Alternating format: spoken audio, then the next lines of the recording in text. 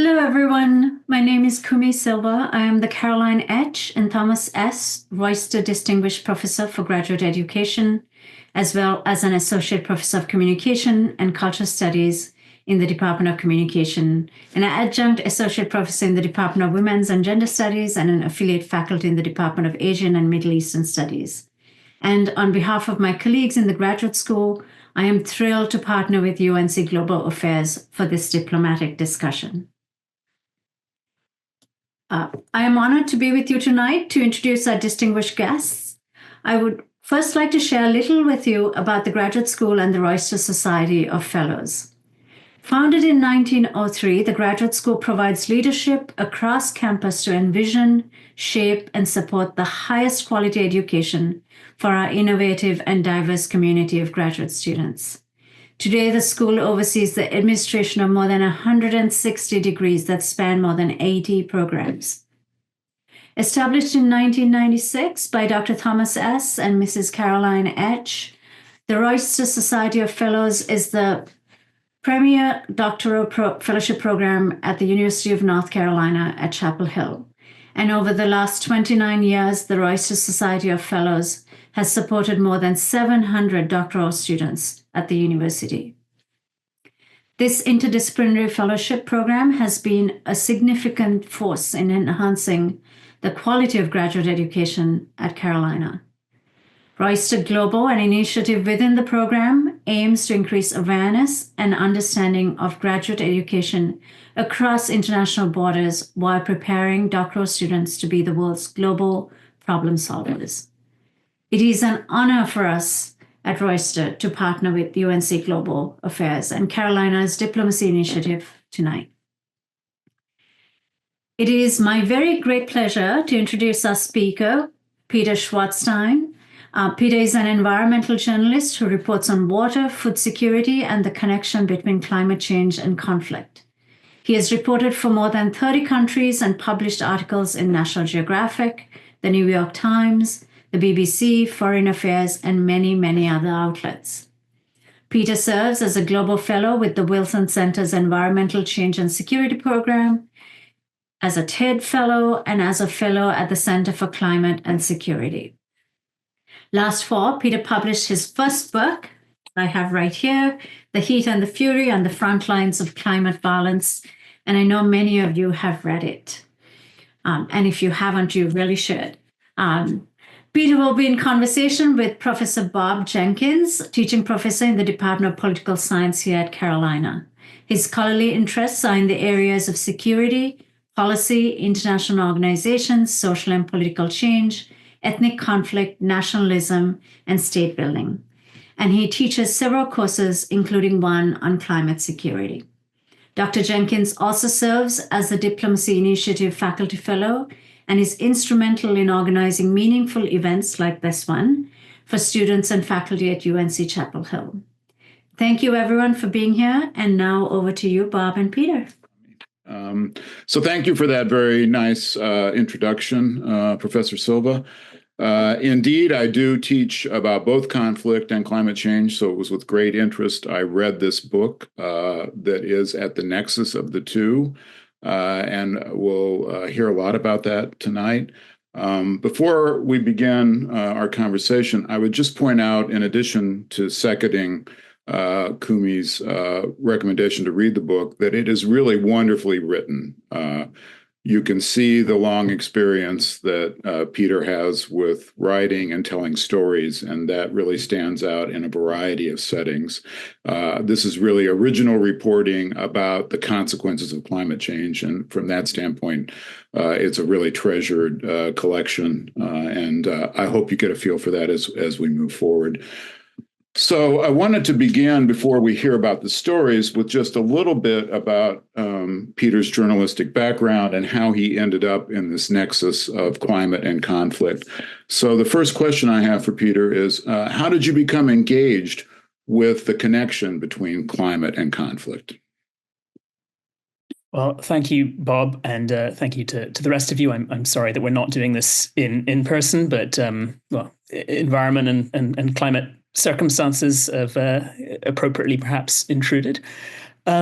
It's a great question, and really it goes back to when I was an Egypt-based political correspondent from 2012, 2013.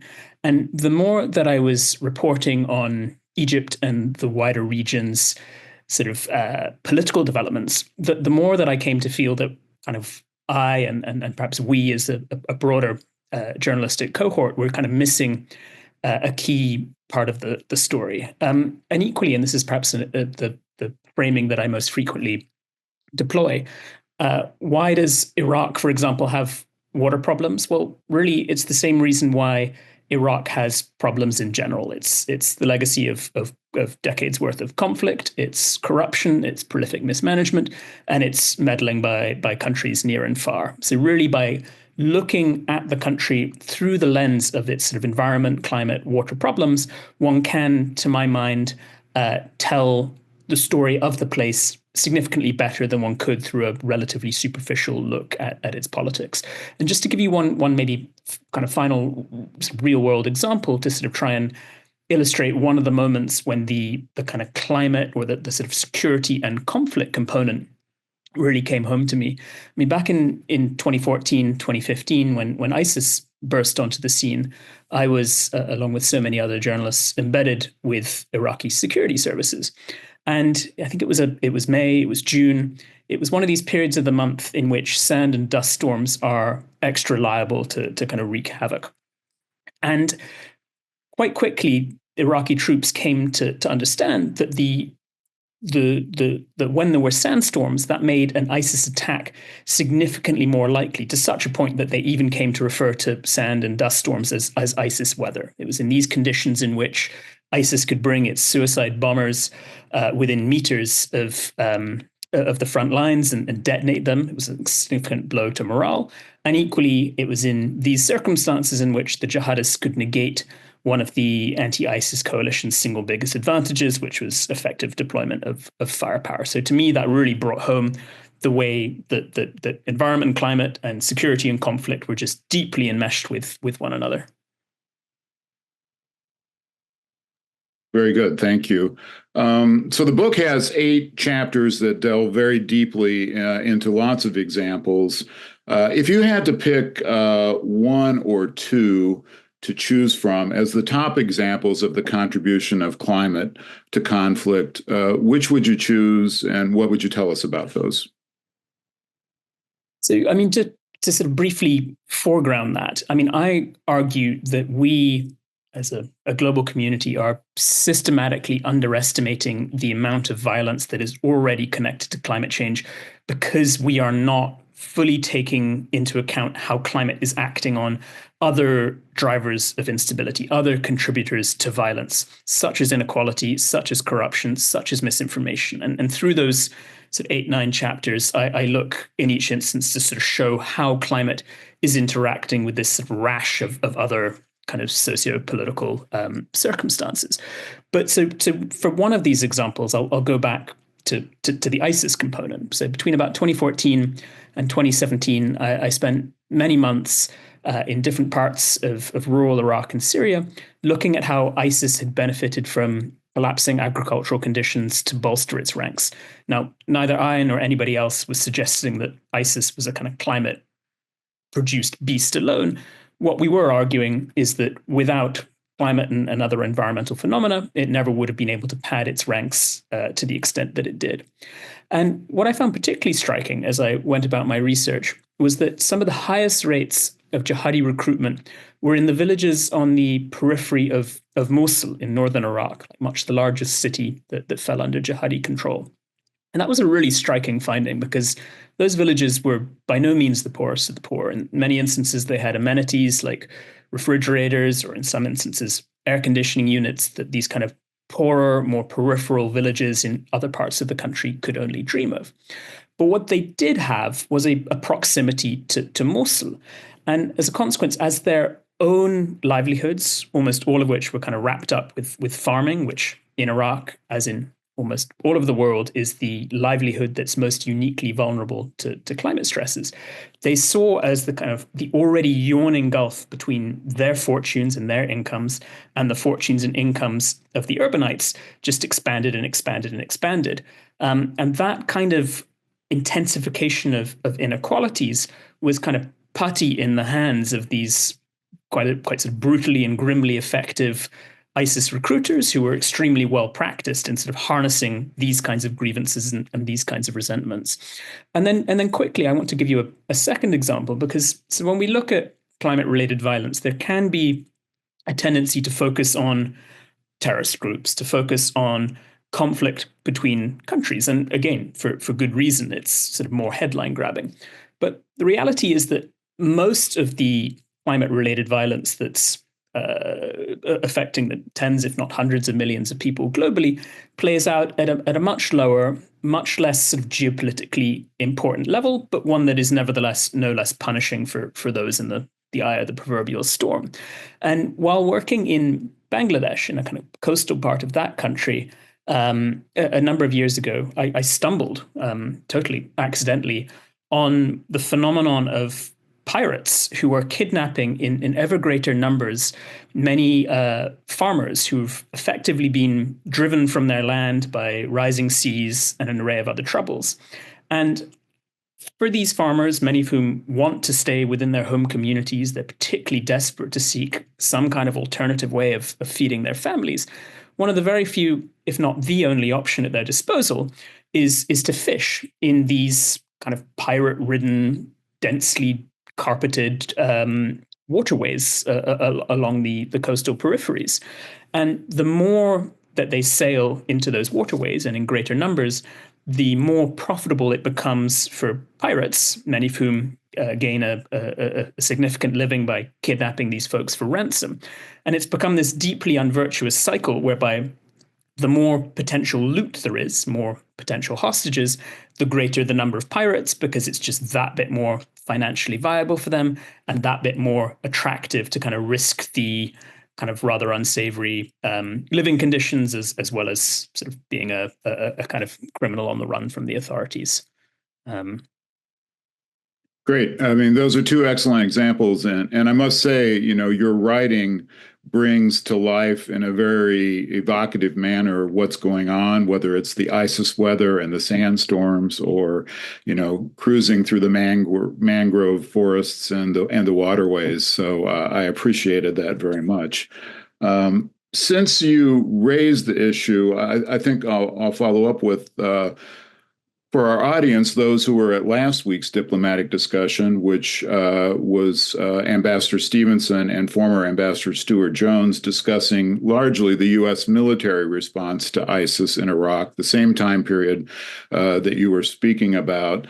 I want to pose to you the question whether you think the U.S. military understood the climate connection and what impact it had.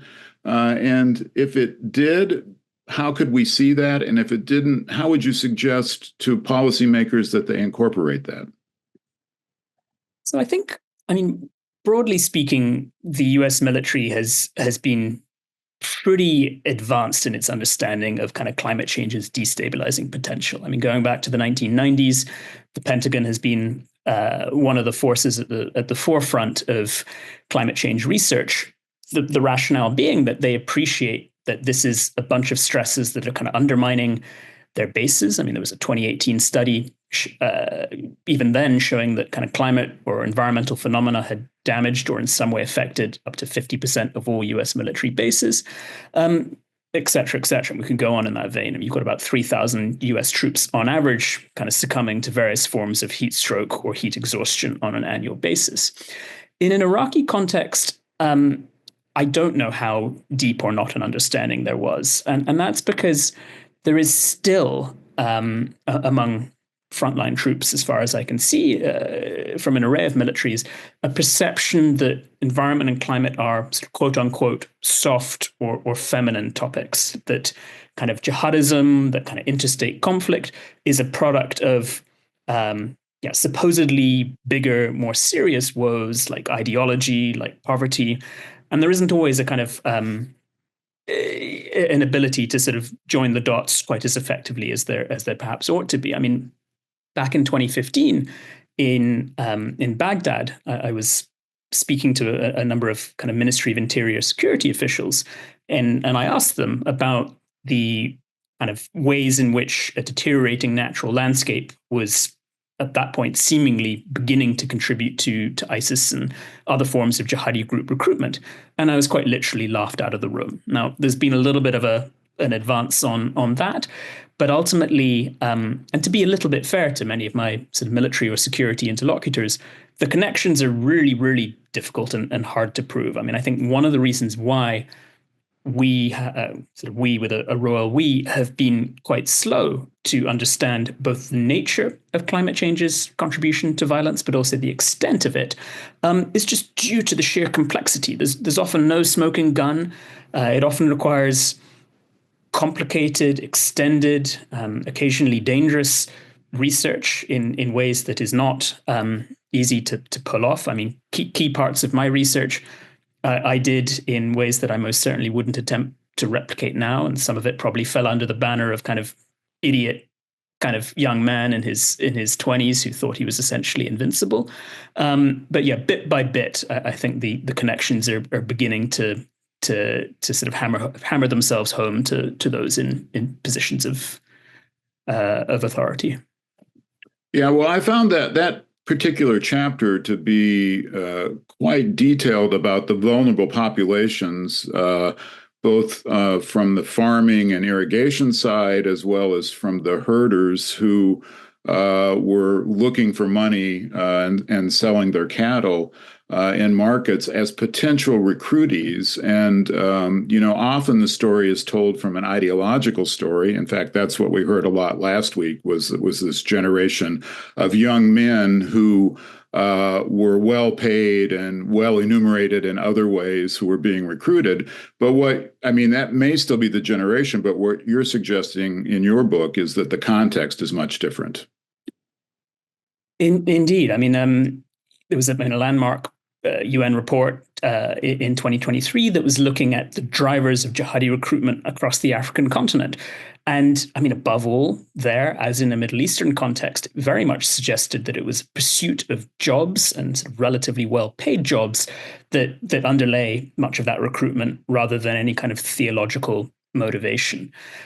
Equally, I mean, it's important to also understand how, grimly effective so many of these groups are at kind of harnessing the resentments and the grievances and these other kind of unsavory forces that tend to mushroom at a time of intensifying poverty and intensifying inequality. So to take you back to a Syrian context for a moment, and if you're kind of new to this topic but have heard a little bit about it, it's perhaps most likely to be within the Syrian context. So from the kind of early days of the war in 2011, there was this sort of very energetic, occasionally sort of navel-gazing back and forth within certain circles of academia, looking at the extent or not to which climate change contributed to the initial revolution. But what I found over my sort of 5 or 6 reporting trips in different parts of Syria from sort of 2013, 14 onwards was a kind of much more corruption-flecked climate conflict narrative than that which had come across in many of those academic circles. So I'll sort of break that down for a moment. So in the kind of decades leading up to the war, farmers across the country, as with kind of all manner of other Syrians, had grown kind of painfully used to sort of high levels of corruption from the authorities, like whenever they engaged with officialdom. But then when this kind of intense multi-year drought struck the country from about 2008 onwards, all of a sudden, the very fact that officials, particularly agricultural officials, were kind of actively hurting them at their time of greatest need by sort of demanding bribes whenever they went to collect theoretically free or heavily discounted seeds or fertilizer, rather than helping them, was in some instances like not just a kind of financial blow too far. It was also a kind of an affront to their dignity that, understandably, many of them were unwilling to countenance. And many of those farmers seemingly were among the very first to join the protests in the later months of 2010, early months of 2011, and in some instances among the first to pick up arms with some of the newly minted rebel groups. Very good. I'm glad you brought up that question about kind of governance, if you will. And one of the themes I was struck by throughout the book is kind of poor governance. You mention it in several places and give lots of examples, whether it's corruption or poor provision of services or crumbling infrastructure. States in throughout the three continents that you look at, Africa, Asia, and even Europe to some degree in your final empirical chapter, are very much at the core of the problem. And so you've discussed it in the context of Syria. Are there other examples that stand out in your mind where state failure almost, or at least poor governance, combines with climate change to create violence? Absolutely. I mean, as you allude to, in basically every single one of these chapters, and in every single one, for that matter, of the other conflict climate tales that simply kind of ended up on the cutting room floor of the book production process, every single one of them is a kind of ugly marriage of climate stresses and poor governance. I mean, scholars have very correctly pointed out that climate change is seldom, if ever, sufficient to trigger violence on its own. The unfortunate thing, of course, is that as eminently preventable as so much of this climate-induced violence theoretically is, we are in a world in which the qualities of governance appear to be plumbing sort of new lows in relatively sort of recent historical terms, at least, rather than kind of upping their game. And this kind of ugly, unfortunate marriage of the two forces is perhaps most sort of jarringly brought into focus in the Sahel, one of the world's, at this point, unfortunately, most violent regions, and also, and not uncoincidentally, probably also its poorest. And in a kind of Sahelian context, I spent many different reporting trips across different countries, looking at the ways in which farmers and herders are increasingly getting pitched against one another. But one of the striking themes, irrespective of whether I was in Senegal or Mauritania or Burkina Faso or Mali or a number of other states, was the ways in which states were inadvertently or not making it significantly more likely that these previously mutually interdependent communities ended up at one another's throats. And that's because so many of these countries are so chronically dysfunctional and so riven with various forms of insecurity, much of it being a kind of blowback against decades worth of poor quality governance, that officials and civil society organizations have often had to retreat from these large sort of rural areas in which pastoralists and farmers mostly operate. And as a consequence, there are just fewer and fewer arbitration mechanisms, fewer and fewer officials or NGOs to kind of bring together these communities that have lost the degree of trust which is required to sort of mediate among themselves. And in that kind of, I guess, actorless void, in that kind of space in which outside actors are simply no longer present, it makes it much more likely that these communities, who for the most part really don't want to fight one another, will nevertheless just struggle to find the kind of mechanisms to sort of rein in so many of these pressures. Yeah, I was struck by this conflict of lifestyles and traditions between the pastoralists and the herders in the Sahel. I mean, it's a wonderful chapter in and of itself. And as you point out, the retreat of the state, but it's also complicated, it seems, by the emergence of jihadists in the area as well. So that's, again, perhaps preying on the climate conflict, but also complicating the locals' understanding of the conflict, I think, as well. Can you speak to that at all? Certainly. I mean, again, when we talk about unvirtuous cycles, this is yet another one of them. We know that these jihadi groups in countries like Mali, as in Iraq and Syria, derive a good deal of their recruitment strength from these struggling rural communities in which agriculture and animal herding are basically the only games in town, and in which those professions are just bit by bit dying off due to climate pressures and an array of other ones.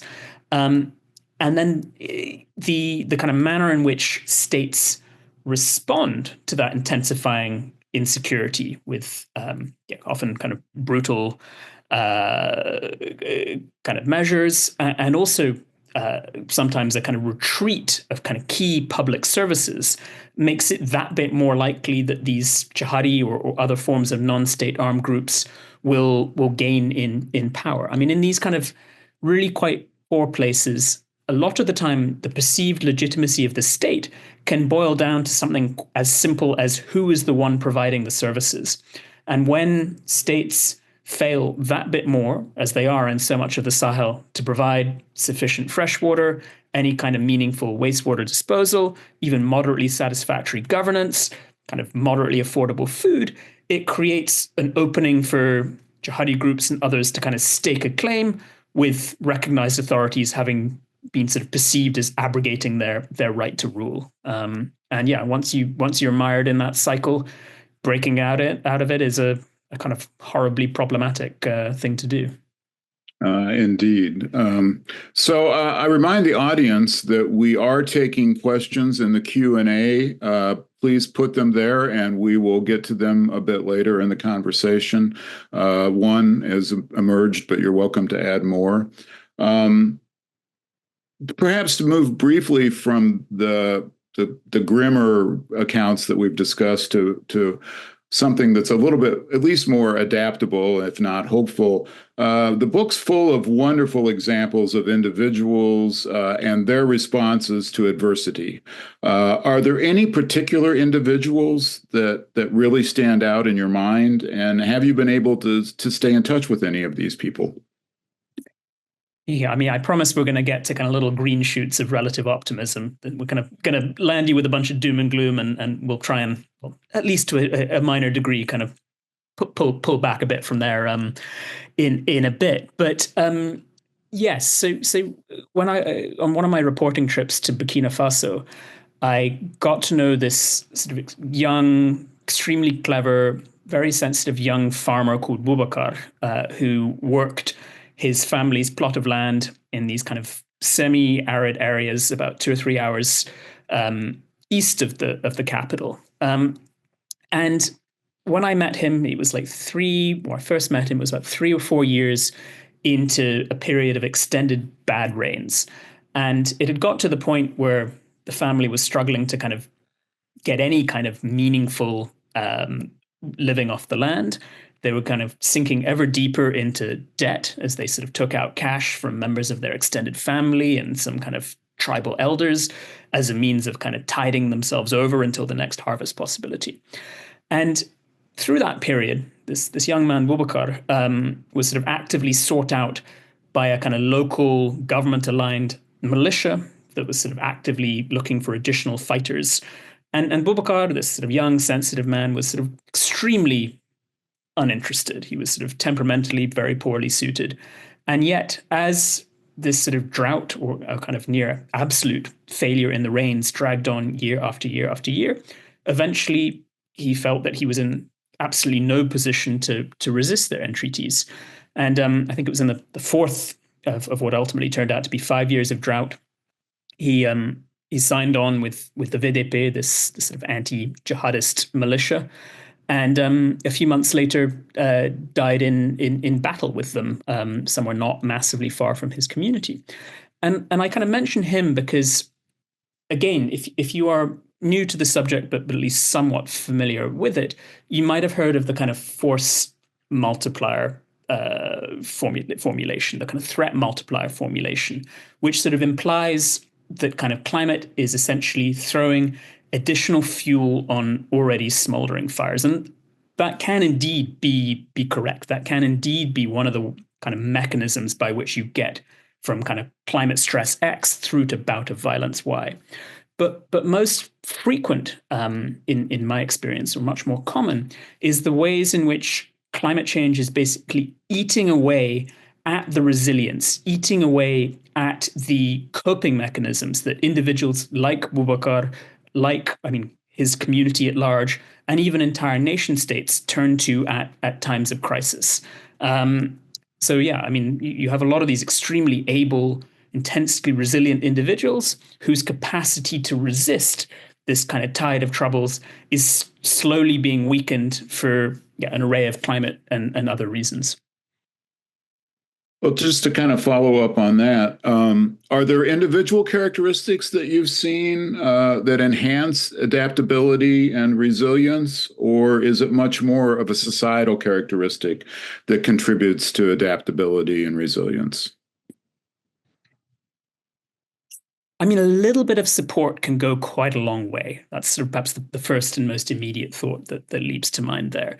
Of course, we're speaking against the backdrop of the USAID shenanigans. We're speaking against the backdrop of kind of a broader pullback and shrinkage of global humanitarian assistance. That's problematic in the extreme. We can go into it, but the maybe goodish or thin silver lining to take from this is that even small bits of money can glean pretty big bang for buck when it comes to reining things in. All of which is to say that in these contexts of farmer-herder violence in parts of the Sahel, in the context of kind of ISIS-related sort of jihadi recruitment in parts of Iraq and Syria, kind of a little bit of kind of NGO assistance to kind of help out the most deprived of farmers can ensure that some of those who are most vulnerable are able to kind of resist the entreaties of these kinds of groups. Kind of just a kind of vague bit of kind of government responsiveness can go quite a long way in kind of undermining non-state armed groups' attempts to portray themselves as kind of more legitimate kind of sovereign powers. But ultimately, as we've learned over the years, it doesn't really matter how tough a character many people are, or how bold or how resilient. Ultimately, with kind of people's coping mechanisms, their psychological reserves, whatever kinds of sort of financial savings they've put aside for a proverbial rainy day, so much of that is increasingly insufficient when exposed over an extended period to climate stresses to prevent unfortunate outcomes. So I see Joshua on my screen now. Does that mean you would like to take a question, Joshua? We can do that. I still have a couple questions I want to come back to, but we can certainly engage the audience a bit. So why don't you read a question from the audience for us? Sure, absolutely. We have a few, so I'll start with one and then Bob, keep going. So this is a two-parter question for you, Peter. Given the current trends you spoke about in your book, how do you foresee the intersection of climate and conflict evolving over the next, say, 20 years? And do you anticipate more international cooperation to mitigate these challenges? Or do you think rising tensions and competition over resources, for example, will dominate the global response? I would love to be optimistic, but regrettably, I'll be honest instead. No, I fear that irrespective of what happens in this country or internationally, that this form of violence is only going to become a bigger fixture of our future, and most particularly not just a fixture of the futures of many people in poorer parts of the world, but in some way, shape, or form, a fixture of our lives in parts of North America, Europe, and other richer pockets as well. Now, to take a step back for a moment, the book mostly looks at what's playing out in poor kind of regions, and there's good reason for that. If, as I contend, climate-related violence is almost always a marriage of climate stresses and poor governance, well, the most extreme manifestations of both of those are, for the most part, found in poorer parts of the world. But as our own climates kind of spin in kind of unfortunate directions, and to put it lightly, as our own qualities of governance also take unfortunate turns, it certainly looks as if climate-related violence is coming for us. I'll give you one or two quick examples in that vein. I'm based in Greece. I'm based in Athens, Greece, and with a few sort of Greek anthropologist colleagues, we've spent sort of bits and pieces of the last year or two looking at the ways in which extreme heat between June and September appears to be intimately connected to the massive surge in violence against women that the city experiences during that period. In our kind of preliminary research, we appear to have found a roughly 250 to 300% increase in various forms of attacks against women during that period. And equally, I mean, we know that in the aftermath of hurricanes like Beryl in Houston in July, and I imagine, though I don't know for certain, Helene in your own state a few months ago, there are almost always record numbers of calls to women's shelters then. But just to kind of extrapolate on a kind of a bigger, broader, more global level, I also contend that much of the kind of greatest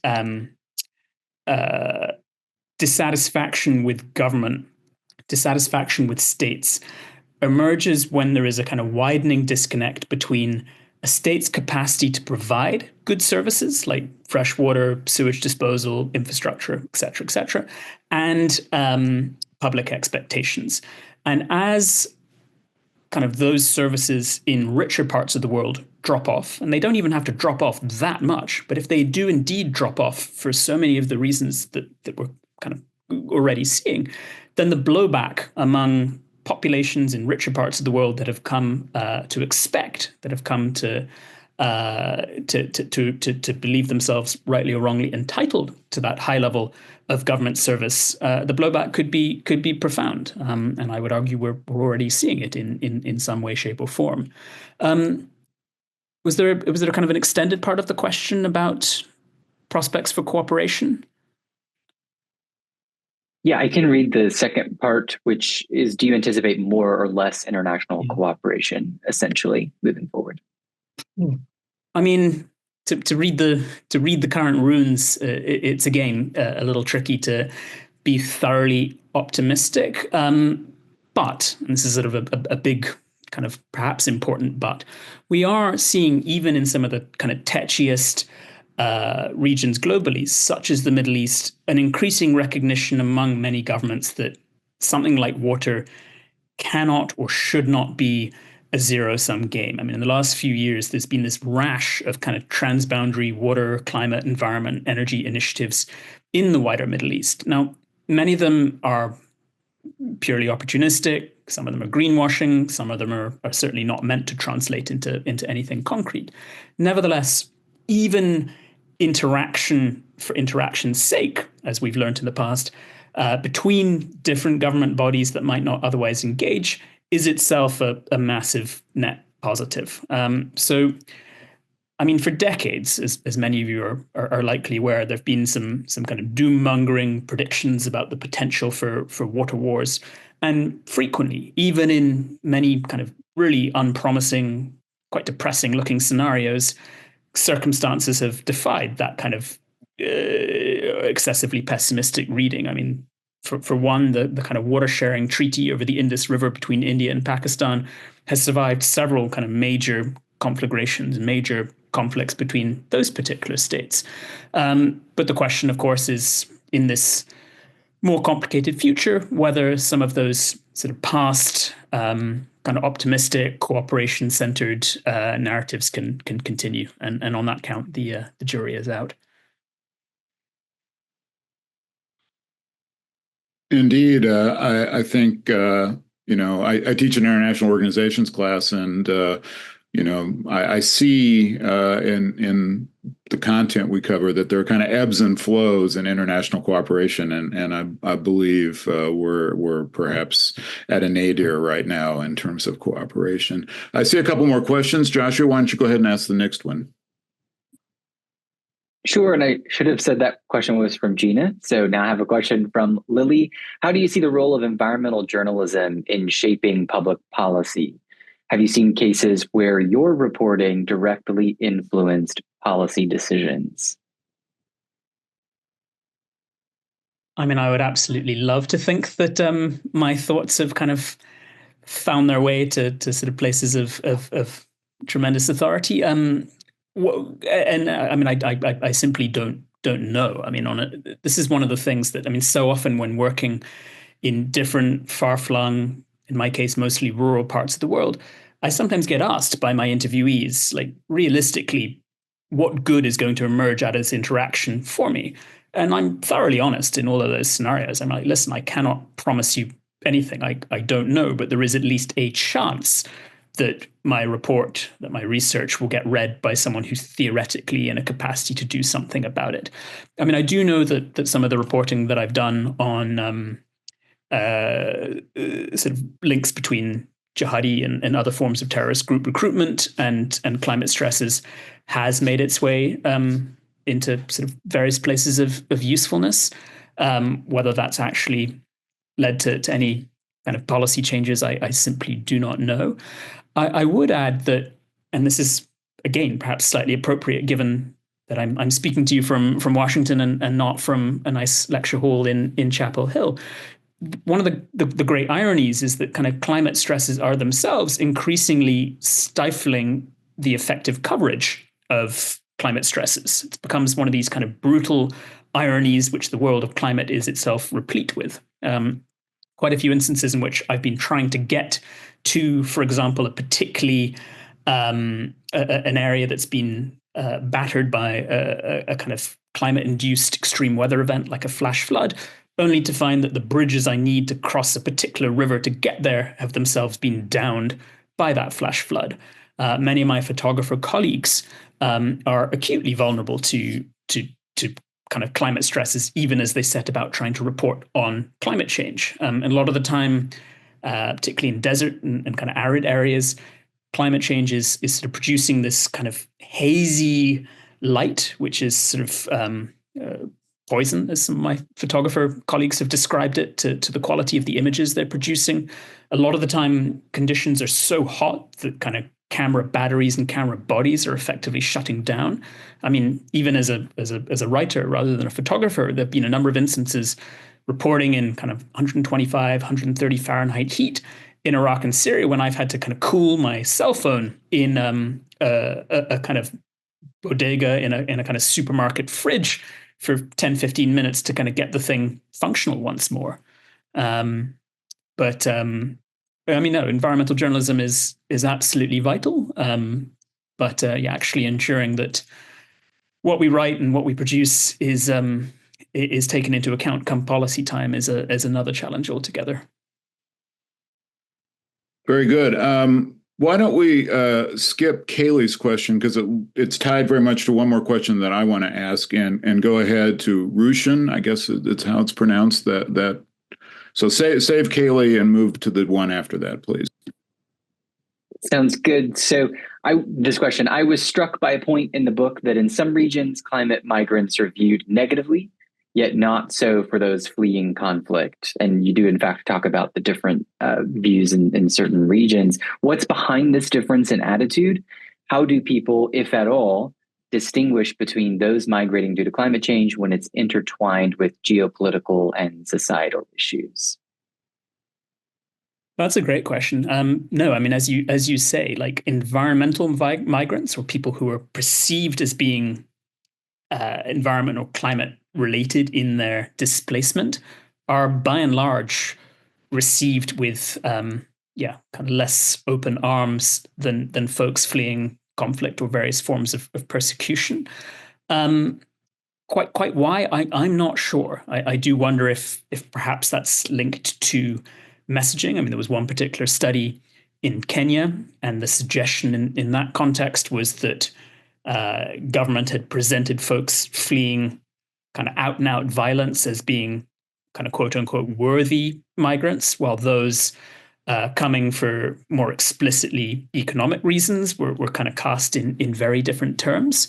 I mean, one of the things one finds is that the lines get so extraordinarily blurred. I mean, when people talk about a climate refugee, a climate-related migrant, a lot of the time, I mean, you talk to kind of ex-individual, and they, of course, or seldom will they kind of express themselves in quite those terms. They'll say they're moving because, well, we couldn't make any kind of meaningful life in, for example, a kind of water-deprived village in southern Iraq. And then you dig that little bit deeper. You're like, why why couldn't you make any kind of meaningful life? They're like, well, because my farm's yields were kind of tumbling year by year. Why were your farm's yields tumbling year by year?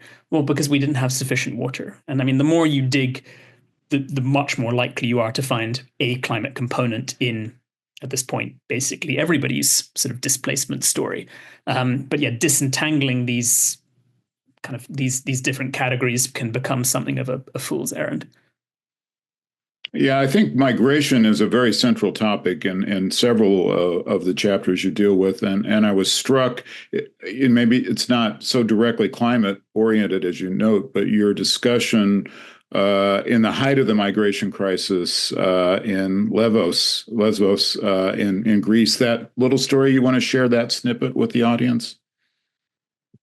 Yeah, so I mean, Lesbos, as many of you likely know, is the small Greek island just off the Turkish mainland. And in the kind of height of the sort of migration crisis in 2014, 2015, it was receiving very large numbers of new arrivals from Turkey on a kind of day-to-day basis. And many of them were housed in these, frankly, miserable conditions in a kind of overwhelmed camp. And I came across this Afghan woman, this was a few years ago, kind of well past the peak of the arrival numbers, who had fled the Taliban takeover of her country several months previously. And she'd arrived with a kind of very lofty idea of democracy in her head. She was kind of particularly keen to see it in Greece, the country in which democracy made its start, and also in kind of Europe at large. And even more than the kind of less than ideal circumstances of camp life, she was struggling with the kind of the shock of discovering, in her view at least, that sort of democracy was not all it was cracked up to be. That for all of the kind of highfalutin chat about refugee rights, that the reality was often somewhat different. But yeah, Bob, as you say, I mean, migration is a fixture in so many different forms of this story. I mean, and in most instances, it's not kind of transboundary migration. I mean, as many of you likely know, the vast majority of migrants stay within their own countries, and that comes with, in many instances, an enormous number of knock-on security challenges for that nation state. A lot of the time, you have large numbers of rural migrants moving to kind of already overwhelmed cities, which are kind of struggling to deal with the needs of their existing residents, let alone those of the new arrivals. I mean, quite a few instances I've come across fights on construction sites in cities like Baghdad, in cities like Kathmandu, where you have the kind of existing cohort of day laborers who are all of a sudden presented with the competition of these newcomers, many of whom arrive without kind of skills useful in an urban workplace and consequently get drawn to day labor themselves. And then you get, in some instances, bosses who take advantage of that surplus labor to depress wages and accrue all kinds of bad things. So yeah, the migration story, as you likely know, is particularly pertinent within countries and not even in the context of the select few that make it to the US or Europe or further afield. Indeed. I'm going to take one of my questions next, and then we'll come back to the questions that are in the Q&A. So you write about lots of consequences. You know, when I teach in my climate policy courses, we review what are the consequences of climate change. They, include drought, desertification, fires, floods, rising sea levels, and migration. That's a key one. Changes in agriculture. They all seem very pernicious. Are they equally pernicious, or is there something that you would focus on as the most serious consequence that needs to be addressed? I'd perhaps hit upon two, and that's because, I mean, when we think about climate change, I mean, perhaps on a kind of a broad level, it's often looked at through the context of extreme weather events, sort of wildfires, flash floods, these sort of headline-grabbing extremes that often make for kind of extremely photogenic images. But in my experience, the forms of climate stress that are extra liable to kind of bleed into violence are the droughts, are the heat waves, these kind of long, almost sort of death by 1,000 cuts style stresses, which kind of just enact havoc by the very fact that they last significantly longer. in some instances, it's almost the case of kind of the frog in the cauldron of boiling water. Like the temperature gets ramped up that little bit more, and sometimes people are not acutely aware of the kind of peril that awaits until it's a bit too late.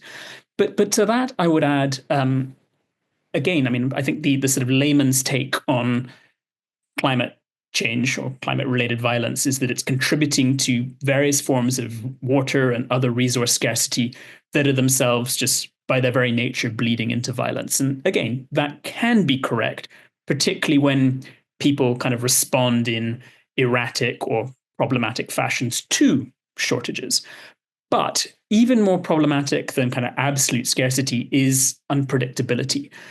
Because even more than scarcity, what climate change is bringing is just tremendous changes to the global water cycle, which ensure that rains, when they do come, are often coming at periods of the year when they didn't previously come, that temperature patterns are so thoroughly out of whack that often you'll get a period of extreme heat at a thoroughly unseasonal period. And this is a real problem in a conflict context, because to take you back to the Sahel for a moment, farmers and herders have told me that they can plan around anticipated shortages, or at least plan around them in a way that's much less likely to bleed into violence and instability.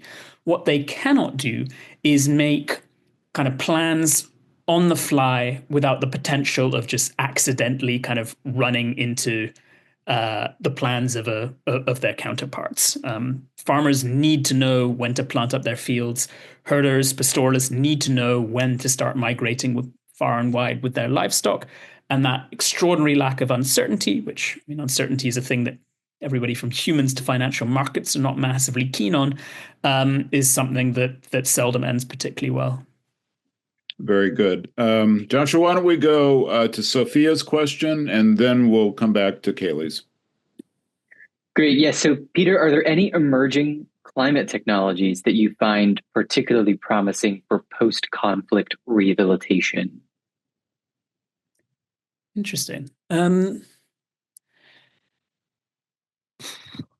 would add that, I think, like so many people in the climate space, have often been quite skeptical of technologies. I mean, they've promised much and seldom delivered. In fact, I gave a talk to a kind of Silicon Valley climate group 2 weeks ago, and I think I was in a particularly cranky mood as a consequence of a rash of political developments. And I got asked by some kind of very smug, self-satisfied looking Silicon Valley guy, like, kind of how Silicon Valley could help in this conflict climate context. And I kind of snapped back at him that, well, he and his colleagues could just sort of better manage the kind of fuckery that was emerging out of Silicon Valley. On balance, I'm not sure that was a particularly constructive response, not least because there are various forms of technology that, if perfected and if applied correctly, can yield various goods. I mean, the possibly defunct USA Fuse network, the famine early warning system, is one of the single most impactful, helpful deployments of technology in any kind of humanitarian context. It's arguably saved millions of lives over the years. Beyond that, one that I came across in Mauritania and Senegal was a kind of basically a call center service for kind of a matter of a few cents. Pastoralists could call up to consult for advice on where and when they could take their livestock and stand a kind of best chance of securing kind of rich and fertile looking pasture. And that call center was kind of drawing off very up-to-date forms of satellite imagery. So technology, despite my and many of my colleagues' qualms, almost certainly does have a part to play in this. I'm just doubtful that it can play quite as pivotal a part as is seen in some circles. Okay, so Kaylee, I appreciate your patience for your question. And I reserve the right to tag on a little bit because I have something very similar on my list. But go ahead and read the question, Joshua, please. Sure. And I'm going to make one brief announcement because a couple questions have come in about this. But if you are attending and needing CLE credit, we're limited to the functionality of Zoom. And so there will be an email that comes tomorrow with the link to sign up and earn the credit through CLE. So for those of you that are wondering how to access that, it'll come in your email tomorrow. So yeah, so this question here in the Q&A, in an article you wrote for the National Geographic, so Peter, you've got some readers here on the call, you argued that climate change can help heal conflicts, not just fuel them. This person asks, I was wondering if you could speak a bit more into this. How can we find reason for hope within the communities that climate crisis can build? And I would just follow up on that. You discuss environmental peace building in the final chapter, EP, as you refer to it, where there is success and I think further hope. So I'll just add that on to the question. Yeah. So here's the kind of much promised little green shoot of optimism to sort of hold on to, and that's because there is some genuine hope. I mean, the broad picture that. I take a step back for a moment and say that this book is not about climate change in general. This is mostly about the impact of climate change in the poorest, most vulnerable communities whose circumstances are unfortunately that bit worse and their prognosis that bit worse than kind of counterparts elsewhere in the world. But yeah, so I kind of end the book with a chapter centered on environmental peace building. And to kind of simplify grossly, environmental peace building is the ways in which environment and climate levers can be harnessed to prevent, reduce, or recover from conflict. And it's a kind of newish field and one that's kind of attracting quite a lot of excitement in peace building circles, in part because more traditional forms of peace building are seen as increasingly not doing what was hoped of them. And the idea is that theoretically, this kind of newish form can kind of kill two birds with one stone, kind of rein in conflict and simultaneously lead to slightly better environmental outcomes. And at a local level in particular, and by that I mean between villages, between communities, between tribes, it's a practice that has quite a lot to show for itself. I mean, as we discussed kind of earlier in the afternoon, earlier in this lecture, when kind of small bits of money are made available, when small bits of effective arbitration or mediation or governance are made available, either from NGOs or from the official authorities, that can go a pretty long way in getting communities to kind of cooperate for their common good. And the kind of idea inherent in this environmental peace building practice is that those kind of cooperation over those issues can form something of an entry point, something of a bridge, something of a means of developing momentum for action to then translate that into goals in other fields. And as we've seen, particularly in, for example, somewhere like Sudan, where the UN Environment Programme and a few of its partners kind of found tremendous success in reining in farmer-herder conflict and simultaneously bringing a greater degree of peace to about 300,000 or 400,000 people, a little money and a little kind of well-directed, an emphasis on well-directed intervention can yield fantastic results. But I would add kind of maybe tack on kind of one or two absolutely final, quick, kind of moderately optimistic thoughts to that, which is that through the last 10, 11, 12 years worth of groundwork that I've done, I've sometimes been quite surprised that there isn't more violence than there actually is, particularly when one considers how often sort of officialdom and how often circumstances are thrusting people against one another. And I guess my kind of relatively hopeful interpretation of that is that, yeah, with plenty of exceptions here or there, people really, really don't want to fight. And if they're kind of granted the tools and the mechanisms to prevent that, in most instances, they seize upon them. And then on a kind of one really, perhaps from my part, final thought, and this is a sort of much more sort of concrete one, perhaps. We're of course speaking in a period in which climate change is certainly in the US, but to a certain extent elsewhere, being knocked off the agenda.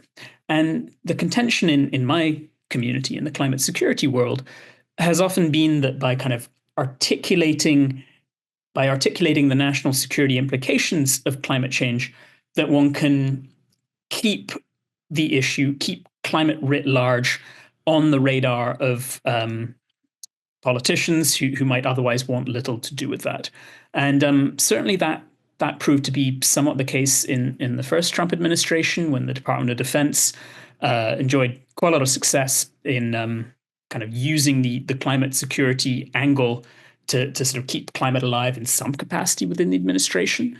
And I mean, it's entirely possible that 2.0 will be a very different kettle of fish to what we previously experienced. But I have a possibly quixotic sense of optimism that here too this can be a means of keeping the issue alive in some capacity for the next few years. Well, I do hope you're right about that, although the headline today was that the new secretary was cutting climate funding in the budget revision. We're out of time, but before we leave, tell us just a little bit about the directions you're headed now. What's on the agenda? What are you working on? So the two projects that I've got immediately on my ledger are one that's looking to kind of better spell out quite how climate change is already contributing various forms of violence and instability in Europe. So, for example, we have especially in countries like Spain and Italy and Greece, where I'm based, tremendous outbreaks of agricultural crime. I mean, basically, commodities like olive oil are going up so much in price, mostly due to climate-induced drought, that criminal outfits, gangs, individual sort of opportunistic thieves are taking advantage of that scenario to steal tens and tens of millions of euros worth of olives and olive oil. So just a little kind of manifestation of what's playing out there. I'm keen to expand that with a German foundation support into a kind of broader illustration of how much of a phenomenon this already is in a European context.